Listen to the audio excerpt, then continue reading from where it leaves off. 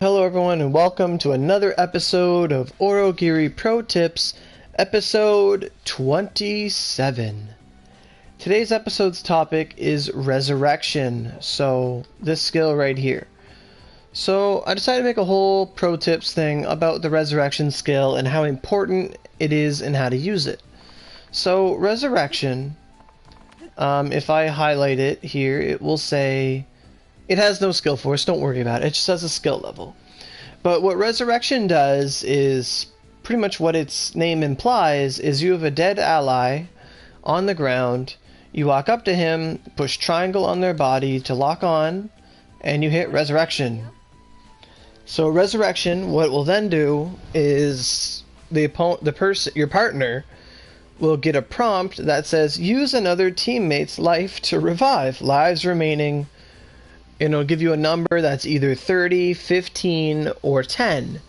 And then that will allow them to get up without the use of one of their flames or a soul egg or OC. And then they get up and they'll have like a certain low amount of health and they'll be ready to fight with full cooldown on all their moves.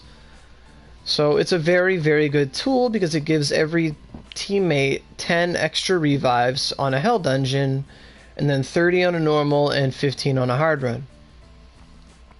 Also note that when you're in juncture or a chance meeting, resurrection will give them 30 there's 30 revivable lives because it considers those dungeons to be a normal dungeon. It's because you don't pick hell when you go in. It's a static difficulty. That said, in Oblivion, you would also have 30 revives for resurrection in that dungeon. So resurrection, that said, is an invaluable tool. The ability to revive your teammates, get them up with 0 cooldown, and it doesn't give them 0 cooldown, but their cooldowns don't reset, and you have to wait. Because when you normal revive, your cooldowns all reset without factoring in your cooldown cut. So my cooldown cut is always like 19 or 20, something like that. I can check right now. So cooldown cut, status dettles. My cooldown cut is 19 right now, so that's pretty cool. So my cooldown is always, 19 faster than other people. That's why I'm daring. But when you revive, that cooldown goes down to 0, like a normal revive. So you have to wait like a godly amount of time for your skills to come back. And then, but if you're revived with a soul egg, your skills are always fully cooled down and they're ready to be used. And if you revive with resurrection, you'll be revived with your skills factoring in the time you were dead, so the cooldown still goes on. So like if I died in the middle of using my tidal wave, let's say, and I died, I'm like boom on the ground, and then I were to revive, my cooldown would go back, like the cooldown clock would go back up to 12 and start again at a normal cooldown pace until it's ready to be used again. But if I was resurrected and I died and let's say the bar was halfway done, by the time I revive it's probably got like 2 seconds left and I can use it again. So resurrection is really cool like that. It doesn't restore cooldowns immediately, but it doesn't reset the clock, which makes it very good because, damage is DPS, damage per second, not damage per hit. So the faster you can use your skills, the more damage you're doing. And resurrection really helps with that. Like when we fight Lucifer or the gargoyles, resurrection really helps because then we have more lives, we don't have to worry about death, and it's constant DPS. Otherwise, you get up and you walk around for like 20-30 seconds without doing anything. And you miss out on a lot of sweet spots. So what else is there to know about resurrection?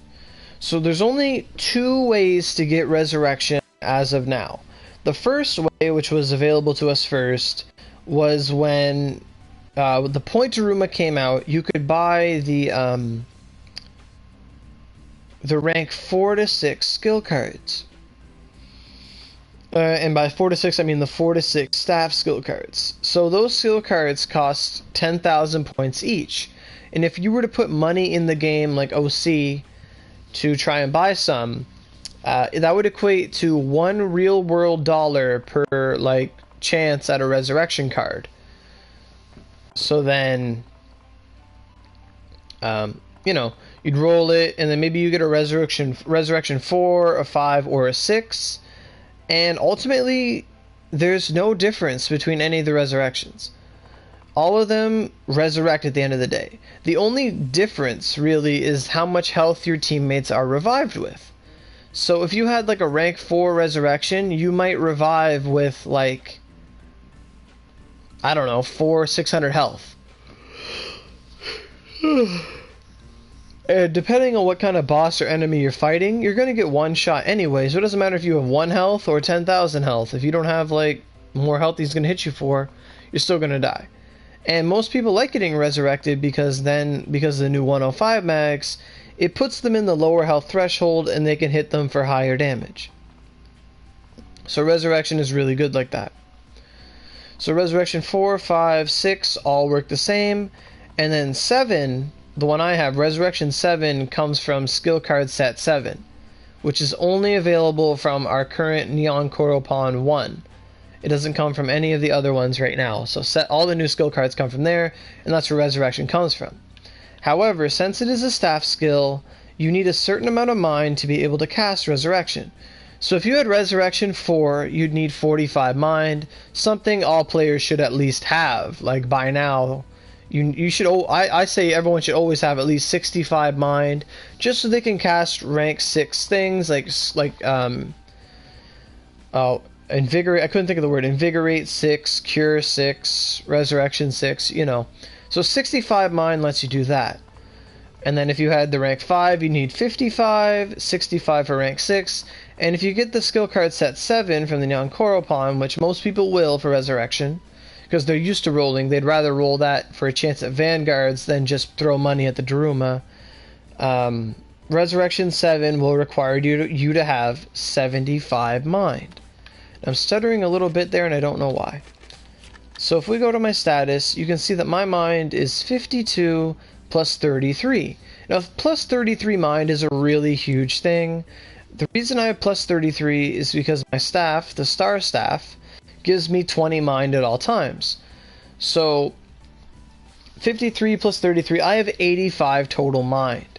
With 85 total mind of my staff, I can cast any skill and it doesn't matter. So I could cast Resurrection 5 or 6 or 7 and it wouldn't matter. And Invigorate, anything. It lets me cast Meditation and Rapid Storm. However, if you didn't have a star staff, like let's say you wanted to build up the 117 staff or the Phantom Bloodsucker because you got it, those don't give you any extra mind, so you would have to have a base 75 mind in order to cast it. So if you ever notice that your resurrection or some of your staff skills just don't come out, it's because you don't have enough mind for it. You can't just start the game and you put money in the game, you want to use staff, and you put like Cure 7 on a Catechus. Chances are a level 30 character will not be able to cast Cure 7. It will fail like 90% of the time. And when it fails, it'll just say miss. Now, that's the last special, unique thing about Resurrection. No matter, you could have 100 mind, because my friends do have 100 and some mind. Resurrection, unlike every other skill, always has a chance to miss. It doesn't matter how much mind you have, it's just a chance. I think it's like a 10% chance that Resurrection will fail on a target, which sort of balances the skill to some degree, but it's also frustrating in other times. But that's just how it is, and sometimes we just laugh when it happens. Like, I think once me and Lyra were doing Palace of Rain, and he was dead, and I hit him with like 4 failed resurrections in a row. And he was like, you need more mind. And I'm like, I have 85 mind. And we always joke about it now. It's always a joke whenever someone fails one. Especially our friends that have like the staff wand title and 100 mind, and then it's just like resurrection and it misses. Like, oh my god, come on, man. But yeah, so that's Pro Tips 27, Resurrection. When you're at my point, if you're level, if you're in your 115s, your 110s, and you're getting serious into the game, you're putting money in, That's the point where everyone's going to, like right now, everyone expects you to have resurrection. Before, everyone expected you to have invigorate. Now everyone expects you to have invigorate and resurrection and rapid storm and all that stuff. But bare bones, if you have resurrection, people will, you know, they'll like you a lot more, because then they can die happily knowing they'll get revived. But then, I was going to end the video, but I have to talk about another thing about resurrection. And this is the pet peeve of resurrection. So some people think that when they have resurrection, it's just, oh, they're going to carry me all the time because I have resurrection and I don't have to do a damn thing in the dungeon. No, that is wrong. If you think that just because you have resurrection means that other people are going to carry you in gargoyles and really hard dungeons, think again. If, you know, I'm really powerful and I have resurrection. My friend Lyra's really powerful, they have resurrection. My friend King Cannon's really powerful, he has resurrection. My friend Ryujin, same thing. Ikaros, same thing. Suzaku, same thing. That's 6 people that are all really strong that all have resurrection. When we go in with a team like that, we're not hindered in any way. No one's getting carried and everyone can revive each other. Support is part of the game. Like, no one can just go pure support. It doesn't happen. Because how the game works is the more people in a dungeon, the higher levels the enemies, and the more millions of health they have. If I, like, let's say I go into Hell Gargoyle with, I'm just gonna, for the sake of it, I'm gonna say with 4 other scrubs, and all the scrubs have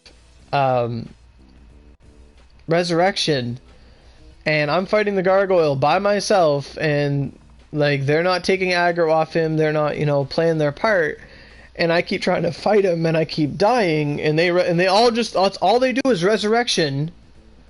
Well, after 10 resurrections, it's over. They're all gonna get steamrolled. That party will not pass unless I can solo a 5-man gargoyle. Like, resurrection alone is not enough to make you good. It just makes you better. It's not an excuse to get carried either. Like, it's like, oh, carry me, I have res. Like, no. That's not how the game works. I have res too, and I gotta carry my own ass, you know? But it's just a pet peeve I've had, because I've had some people do that to me. I'll go in, like, they'll have weapons and stuff, and I'll go in to fight a gargoyle, and all they do is resurrection. It's like, no. You're not, like, that's not how it works. You're not an ambulance. You're a fighter. You just have the power to heal as well. But, you know, that's how resurrection works, and that's how resurrection should be used.